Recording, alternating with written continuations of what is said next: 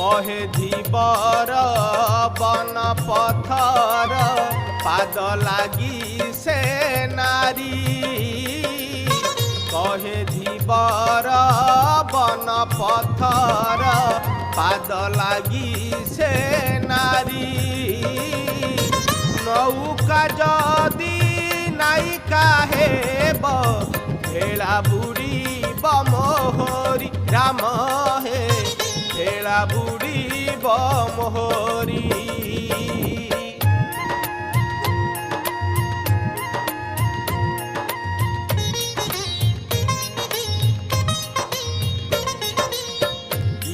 पकला पाद धोइला विज्ञानी बोलाइला पकला पाद धोइला।